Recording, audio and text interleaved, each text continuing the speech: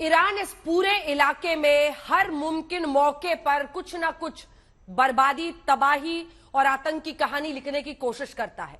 वही ईरान आज लामबंद करना चाह रहा है तमाम इस्लामिक देशों को, मुस्लिम देशों को कह रहा है, वो अरब देशों को कह रहा है कि आप सामने आइए, इजराइल के खिलाफ मदद कीजिए। खुलकर ये ईरान सामने आता नहीं है, लेकिन ऐसे वक्त पर वो आतंकी जो गतिविधियां हैं, संगठन है, उनको ये हथियार मुहैया कराता है, पैसे मुहैया कराता है और अंजाम तक पहुंचाता है उनके आतंकी हमलों को। ये बात किसी से छिपी नहीं है। बहरहाल इस पर भी चर्चा करेंगे, लेकिन आपने देखा कि इजराइल कैसे लगातार हमास के मददगारों को रोकने की कोशिश कर रहा है। इजराइल की ओर से हमास के ठिकानों पर बमबारी की जा रही है, लेकिन दिलचस्प है कि हमास भी पलटवार कर रहा है, अभी तक कर रहा है। बीते दिन भी उसने एक एयरपोर्ट पर रॉकेट से हमला कर दिया। इसका मतलब यह है कि बड़े पैमाने पर हमास की मदद हो रही है।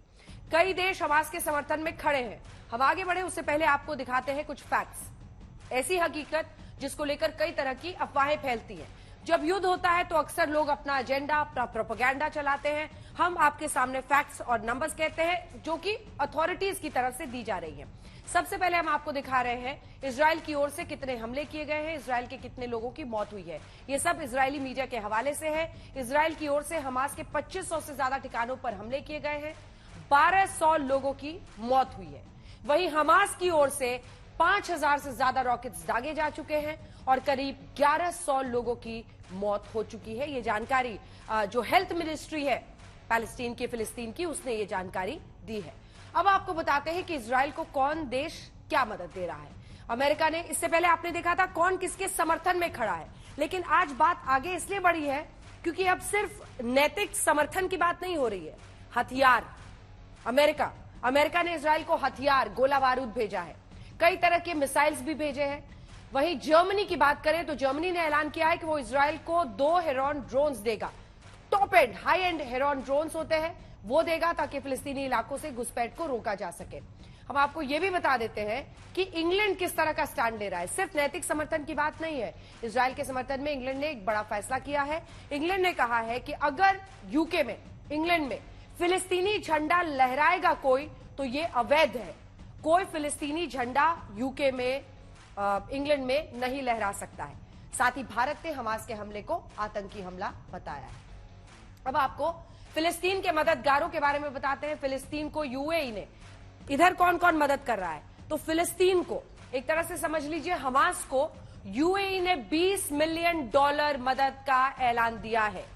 मोहम्मद बिन सलमान, सऊदी अरब के जो क्राउन प्रिंस हैं, वो भी मदद की बात कर रहे हैं। लेकिन यूएई ने, देखिए, यूएई ने पिछले दिनों अपनी पोजीशनिंग मुस्लिम देशों की जो कट्टरता के लिए जानी जाती है, उससे अलग होकर अपनी पहचान बनाने की यूएई ने कोशिश की थी। लेकिन जब बात फिलिस्तीन की आती है तो देखिए यूएई ने भी $20 मिलियन दे दिए हैं फिलिस्तीन को, यानी एक तरह से हमास को, आतंकी संगठन को।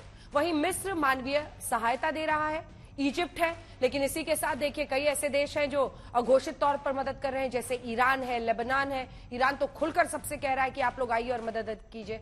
अब हम आपको जंग से जुड़ी कोई और दिलचस्प जानकारियां देते हैं, आंकड़े बताते हैं। पहले ये रिपोर्ट देखिए, उसके बाद चर्चा की शुरुआत।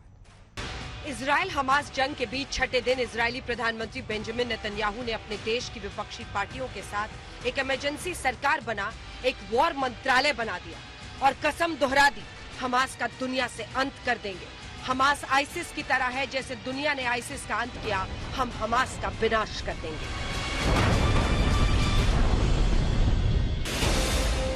इजराइल में विपक्ष के नेता बेनी गैंट्स ने सरकार के साथ मिलकर इजराइल की एकता के लिए इमरजेंसी सरकार बनाकर वॉर कैबिनेट के जरिए युद्ध की रणनीति बनाने का मोर्चा भी संभाल लिया है। ये रण हर बीते दिन और भीषण होता चला जा रहा है। अब तक इस जंग में 2300 लोगों की मौत हो चुकी है। इजरायली मीडिया के मुताबिक 7 अक्टूबर के हमले से अब तक 1200 इजरायली मारे गए हैं, जबकि 2700 लोग घायल हुए हैं।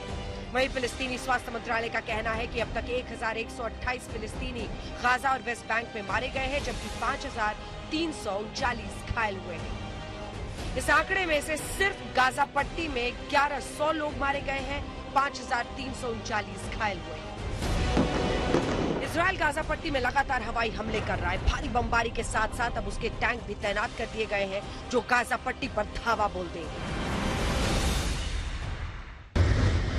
ये जो तस्वीरें आप इस समय देख, इजराइल की सेना है और इजराइल की सेना गाजा पट्टी की तरफ बढ़ रही है और ये एक्सक्लूसिव तस्वीरें आप इंडिया टुडे पर ये आज तक पर आप देख रहे हैं। ये इजराइल की सेना के टैंक आगे बढ़ रहे हैं एक के बाद एक। ये एक्सक्लूसिव तस्वीरें आप आज तक पर देख रहे हैं। हम आपको बिल्कुल फ्रंट लाइन्स पर से ये तस्वीरें लेकर आ रहे हैं जहां पर इजराइल की सेना के टैंक और इजराइल की सेना की बख्तरबंद गाड़ियां एक सबक सिखाने के लिए हमास की तरफ से जो खतरा है इजराइल को, उसको पूरी तरह से नेस्त नाबूद कर देना। इन तस्वीरों को एक के बाद एक, वो जो सामने आप दीवार देख रहे हैं वो गाजा पट्टी की दीवार है और गाजा पट्टी की दीवार के बिल्कुल बगल में ये है इजराइल की सेना जो एक के बाद और गंदनाते हुए इजराइल की सेना के टैंक आगे बढ़ रहे हैं। इजराइल हमास को साम दाम दंड भेद हर तरकीब से ध्वस्त कर रहा है। भारी बमबारी से हो रही गाजा पट्टी की तबाही के साथ साथ इजराइल के ऊर्जा मंत्री कात्स ने बताया कि पानी कंपनी मैकोरोत को आदेश दे दिया गया है कि गाजा का पानी सप्लाई काट दे। बिजली पहले ही काट दी गई है। इसे इजराइल के रक्षा मंत्री योआव गैलेंट चौतरफा और पूर्ण घेराबंदी बता रहे हैं। युद्ध के छठे दिन गाजा की बर्बादी की ये तस्वीरें बता रही है कि इजराइल 7 अक्टूबर का बदला किस अंदाज में ले रहा है।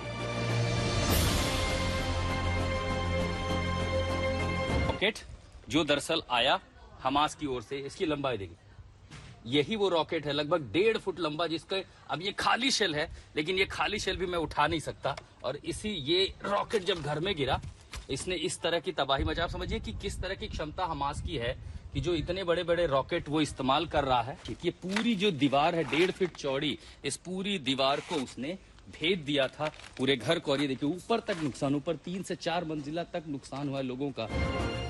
इजराइल को अमेरिका का पूरा साथ मिल रहा है। आज अमेरिकी विदेश मंत्री एंटनी ब्लिंकन इजराइल पहुंचे और प्रधानमंत्री बेंजामिन नेतन्याहू से मुलाकात की। तमाम हथियार, जंगी जहाज और नैतिक साथ देता हुआ अमेरिका इजराइल की हमास के खिलाफ जंग में उसके साथ मजबूती से खड़ा है।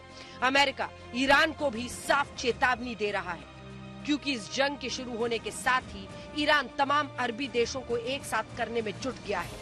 ईरान और सऊदी अरब एक हो गए हैं।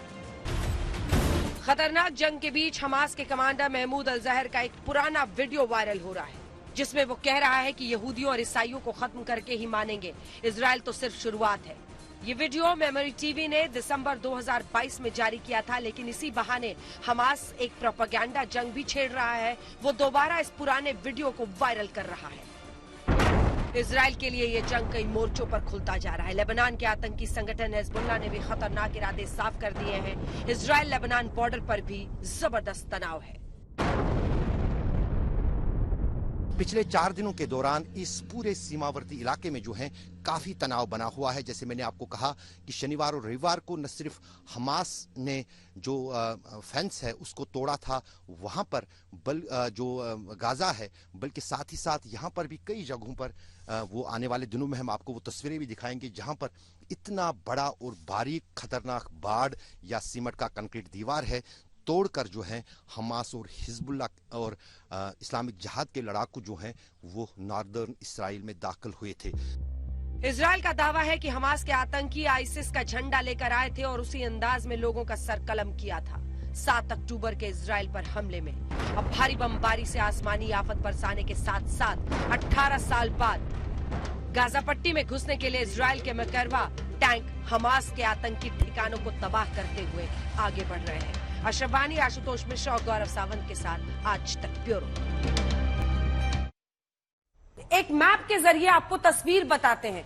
देखिए, जब यहूदियों के खिलाफ यूरोप में भारी पैमाने पर नरसंहार जेनोसाइड होने लगा तो वो भारी तादाद में आकर यहां पर, ये जो आप देख रहे हैं इजराइल, 1917 से हम आपको तस्वीर दिखा रहे हैं भारी तादाद में। ये देखिए यहाँ पे इससे इजराइल में वो आकर, ये देखिए जो लाल वाला हिस्सा है वो इजरायली है, फिलिस्तीनी मतलब उस वक्त में ये अरबी लोग कह लीजिए, अरब देशों के लोग थे जो यहाँ पर बसे हुए थे।